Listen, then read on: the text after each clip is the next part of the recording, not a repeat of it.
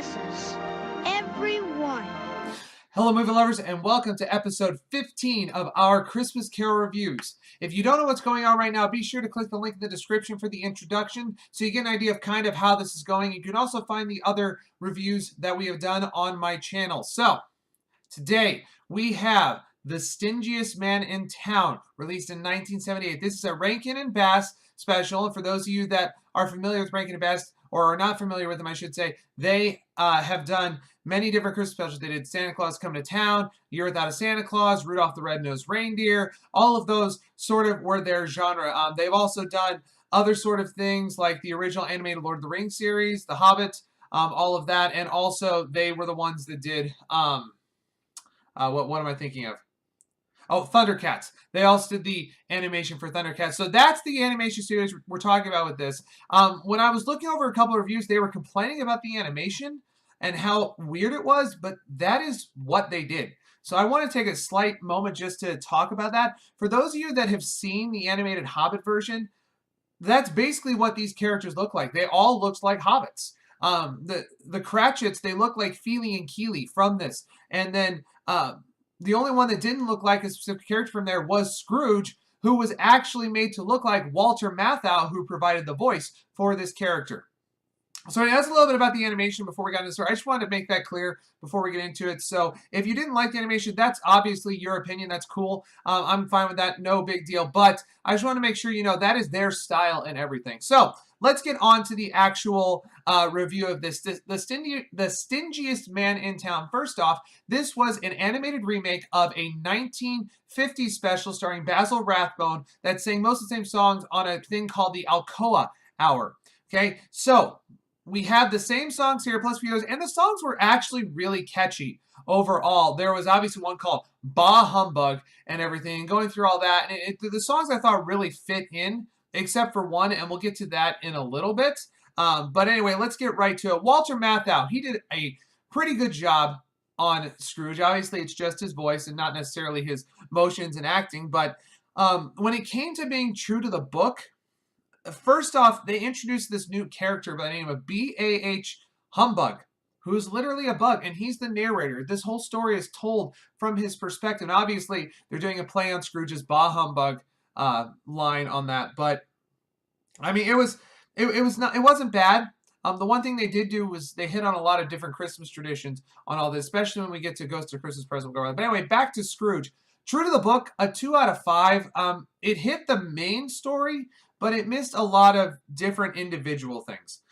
It just, and the one thing I will say is all that book stuff right there, it's mostly director choices. Unfortunately, I don't want to have to give this idea to, or this rating to Walter Matthau, because his, the portrayal of this was actually very well done, but some of the directing choices just kind of injured it for him. So a 2 out of 5 on that one.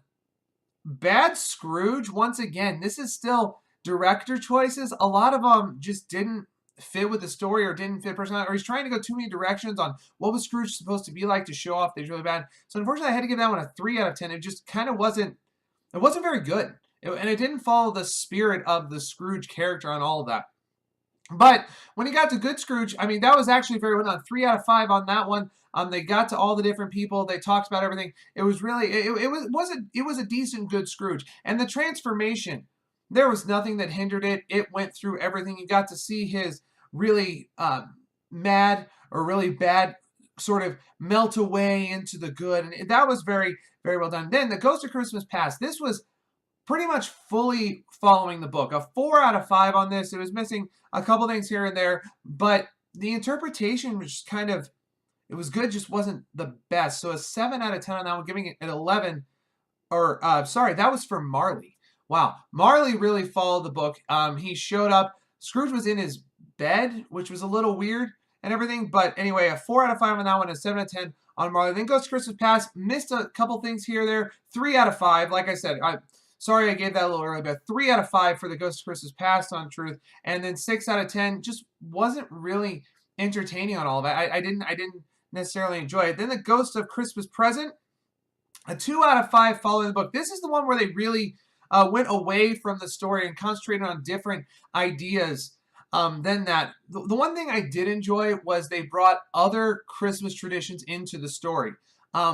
but the thing is, they talked a lot about these traditions and kind of left out a lot of what the book was really about. They had this song called I don't remember what it was, but it was about Santa, and it was almost a repeat of their "Do you believe in Santa Claus" from A Year Without a Song, or "I Believe in Santa Claus." It was more of an idea of that with Tiny Tim, but then at the same time they go into, and I really did enjoy this edition.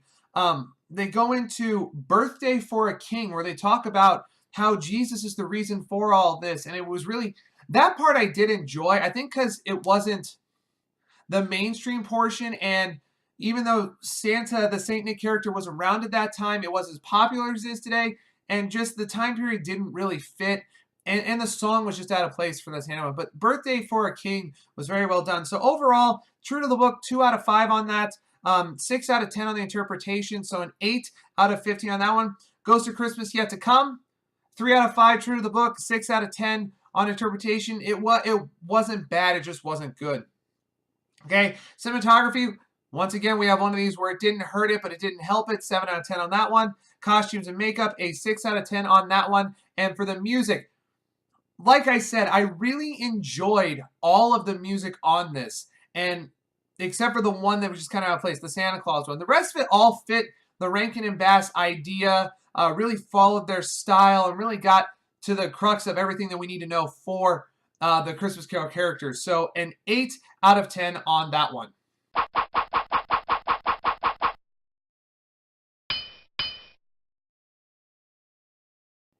Okay, guys, so that was our review of The Stingiest Man in Town from 1978. The one thing I will say as well, it may not have scored the highest of some of these.